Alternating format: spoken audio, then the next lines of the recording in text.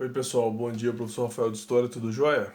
Pessoal, vamos lá dar continuidade às nossas aulas, ok? Hoje o tema é Mulheres e Movimentos Sociais da primeira metade do século XX. Então, o que é a primeira metade do século XX? Né? Um século, como o nome diz, são 100 anos, século 100 anos. Então, a primeira metade são os primeiros 50 anos, 1900 a 1950. E aqui o PET quer que vocês façam uma análise, uma compreensão da participação da mulher nesse momento da história brasileira, ok? Não simplesmente como uma dona de casa, ok? Não há demérito nenhum em ser dona de casa, mas aí está querendo colocar questões além de casa, né? A inserção da mulher no mercado de trabalho, na vida religiosa, em questões sexuais, em questões trabalhistas, a inserção da mulher nesse mercado de trabalho, né? A gente sabe muito bem que a sociedade ainda é machista, mas antigamente era pior, ainda mais machista ainda. Então o espaço feminino estava praticamente recluso ao lar, a cuidar do marido e dos filhos, né, com pouca liberdade, completa dependência do marido e depois do filho homem. E nesse período a mulher, junto com processos do mundo inteiro, não só no Brasil, faz essa demanda de querer participar mais ativamente da sociedade. Tranquilo? Então a gente vai ver aqui alguns espaços sociais em que a mulher vai ganhar espaço. O primeiro que está falando no pet de vocês é o cangaço. O cangaço, bom, historicamente o Brasil teve o primeiro rei, que foi Dom Pedro I, depois teve um período regencial, depois Dom Pedro II. Quando acaba o governo de Dom Pedro II, na verdade ele acaba com a proclamação da República. Né? A partir de agora a sociedade tira o rei, não tem mais o rei, e agora a gente vai ter o presidente como a gente tem hoje, que é o Bolsonaro. Mas foi necessária a proclamação da República para que isso acontecesse. O rei, ele não sai do poder assim, ele erra do trono e ele vai até morrer ou alguma coisa severa acontecer com ele. Quando a República é implantada, não, esse sistema sai e agora entra um novo sistema, dentre eles os três poderes, né? O executivo, legislativo e judiciário, que são autônomos e tudo mais, tá? Quando foi proclamada a República no Brasil, havia uma esperança muito grande da sociedade, principalmente da parte mais pobre, da vida das pessoas melhorarem. A pessoa sofria muito, fome, miséria, acesso ao mínimo, né, a problemas de doença. Então, com a República, agora com uma coisa sendo pública, república significa isso, né? Res é coisa, pública é pública, então coisa pública, não tem mais dono. Agora tudo é de todo mundo. Então, se tudo é de todo mundo, é meu também. Então, se esperava que houvesse uma melhoria da qualidade de vida, o que não aconteceu. Quem mandava agora sai, mas entra outro para mandar, e ele monta a sua elitezinha ali e ele cuida dele só. Então a sociedade ficou muito irritada com isso, se esperava melhoria de vida que não teve. E um dos movimentos questionando isso foi o cangaço. Né? A gente já viu muito em filme, em novela, em série. O Auto da Compadecida, que é um dos filmes mais famosos do Brasil, que é uma das histórias mais famosas do Brasil, fala sobre o cangaço. Né? Lá tem o cangaceiro lá principal, que invade a cidade. É um filme, um livro de muito engraçado, mas mostra esse momento, esse sofrimento, essa pobreza, ok? Logo, principalmente no Nordeste, que sempre foi uma região bem sofrida do Brasil. E esse cangaço teve um espaço significativo da mulher, ok? A referência histórica do cangaço são duas, né? Lampião e Maria Bonita, um homem e uma mulher, o marido e a esposa. Então você pode ver que num espaço machista só tem espaço para o homem, não tem espaço para a mulher. E aqui não, aqui a Maria Bonita sempre teve é, uma memória.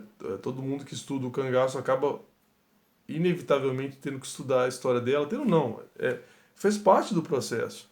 Então você pode ver que realmente o cangaço então deu um espaço maior para a participação feminina. Não vai dizer que é um espaço igualitário, o cangaço ainda é machista, mas querendo ou não houve espaço, mulheres pegarem armas, coisa que a sociedade tradicional não gostava, né? Elas vão pegar em armas, vão se defender, quando uma vai sofrer determinadas violências, uma vai tentar proteger as outras. A resposta do Estado foi bem cruel, muitas foram marcadas a ferro, o rosto foi marcado com ferro quente para poder mostrar que seria uma antissocial, uma pessoa que deturpa a sociedade, mas não deixa de ser um espaço um espaço que tendeu a liberar um pouco a mulher no espaço social, não só mais só dentro de casa. E aí, conforme foi passando a década de 10 e de 20, as mulheres começaram além de tudo, querer participar da política, né? Inicialmente querendo votar e depois sendo candidatas. Então, hoje ainda tem isso, né? Se você for olhar o nosso Senado, a Câmara dos Deputados Federais, estaduais, prefeitos, a grande maioria, a imensa maioria ainda é homem. Mas você pode ver que está tendo um aumento, né? Cada eleição está tendo um aumento do volume de mulheres não só participando, como ganhando também. A nossa atual prefeita hoje é mulher, né? Então já é um espaço adquirido. Mas isso leva um tempo e começou aqui agora, no caso do Brasil. Então na década de 20 começam então as manifestações femininas a direito do voto. Elas querem o direito de votar. Elas não tinham, era só homem que podia votar. Agora elas querem o espaço delas, tranquilo? E nesse caso o Rio Grande do Norte, que é um dos estados lá do Nordeste, vai ser o pioneiro. Então a primeira mulher do Brasil e da América Latina a votar foi lá do Rio Grande do Norte. Ela chamava Célia Guimarães Viana. Então ela foi a primeira mulher, não só do Brasil, como da América Latina inteira, a ter o direito de conseguir fazer o seu voto, né, de votar. Isso em 1927. Em 1928 já teve uma eleição e já teve uma mulher que foi eleita prefeita de uma cidade chamada de Lages, chamada Luísa Alzira Soriano. Então ela é a primeira mulher eleita como prefeita de uma cidade aqui no Brasil. Em 1928 também a gente teve a eleição de mulheres como vereadoras, que foi como no caso da Joana Bessa, que é a primeira vereadora eleita no Brasil. Então, em 1928, você pode ver que 27 e 28 foi um momento importante. As mulheres já conseguiram começar a votar em alguns estados. Foi eleita a primeira mulher prefeita, depois a primeira mulher vereadora. Em 1935 já vai ter eleito uma deputada estadual, uma mulher eleita deputada estadual também no Rio Grande do Norte. Você pode ver que é um país bem, um estado bem progressista, né? Chamada Maria do Céu Fernandes. E aí nisso as coisas vão seguir e vão chegar ao que é hoje, né? Com várias mulheres ganhando prefeituras, ganhando vereadores, deputado estadual, deputado federal, senador, presidente, né? Nós já tivemos uma presidenta que é a Dilma Rousseff. Então, todos os espaços sociais a mulher está ocupando o seu direito, óbvio, de participar, né? Não é uma questão genitália que vai diferenciar uma pessoa da outra, e sim da sua capacidade de produzir, de correr, de resolver problema, entendeu? Mas teve que começar com essas mulheres, com essas brigas, com essas confusões, para que isso que acontece hoje em dia possa acontecer, né? E que futuramente possa acontecer ainda mais. Porque, como eu falei, ainda a participação feminina ainda é muito menor que a participação masculina na ocupação dos cargos. Voto não. Todo mundo hoje, masculino ou feminino, faz diferença, tem direito a voto. Mas a ocupação de cargos políticos, a grande maioria ainda continua sendo um homem. E para concluir, na década de 30, 40, vai ter um movimento muito pesado aqui no Brasil do anarquismo. A gente fala muito do socialismo e do capitalismo, né, que é os exemplos de esquerda e direita. O socialismo, que é o de esquerda, o capitalismo, que é de direita. O socialismo que preza a igualdade, o capitalismo que preza a liberdade. Esse debate que a gente tem, agora nas eleições dos anos anteriores e das futuras eleições ainda vai ter esse debate de partidos que representariam a esquerda e partidos que representariam a direita, mas existe também uma outra visão, que é a do anarquismo, ok? Muita gente vê de maneira equivocada o anarquismo, acha que anarquismo é sinônimo de bagunça, então quando a pessoa está falando alguma coisa e fala, isso é um anarquismo, que muitas vezes a pessoa está dizendo de maneira errada, mas ela quer dizer que é uma bagunça. O movimento anarquista não é uma bagunça. O que ele diz é, que é o seguinte, que o Estado, né, o presidente, o deputado, os vereador, o prefeito, o governador, esse Estado é uma instituição que domina tudo, que controla tudo, então essa instituição tem que sair. Então, para os anarquistas, tem que acabar. Não tem que ter prefeito, não tem que ter governador, não tem que ter deputado, não tem que ter presidente, nada. A sociedade mesmo vai conseguir se guiar, ok? É uma proposta muito radical. A maioria dos grupos temem muito esse sistema, porque realmente pode, não estou dizendo que vai levar, tá? Mas pode levar a um caos social. Porque, querendo ou não, é a polícia que mantém a ordem. A polícia, o exército, é o uso da força delas que mantém a ordem da sociedade. Para os anarquistas, não. Ele vai dizer que a sociedade vai dar um jeito de se organizar. Mas é bem radical, uma proposta bem radical. E muitas mulheres conseguiram ver nesse espaço do anarquista um espaço para conseguir ascensão, né? Ascensão política e tudo mais. Então muitas mulheres vão vão entrar nesse movimento anarquista brasileiro e vão conseguir apresentar suas teorias, mostrar o seu direito a por exemplo, a questão do amor livre, né? Você fala, como amor livre? É porque antigamente, vocês sabem disso, as pessoas não casavam por amor.